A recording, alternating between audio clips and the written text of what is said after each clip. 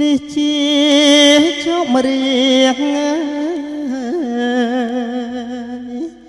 ច្រៀងរឿងពលកង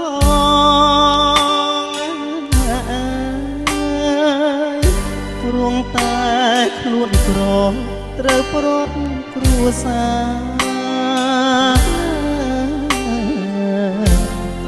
ញាតិមិត្ត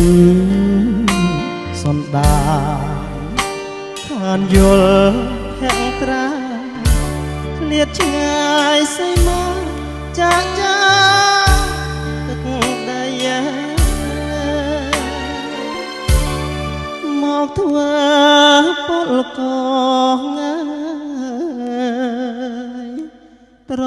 ដល់ខ្លោចផ្សា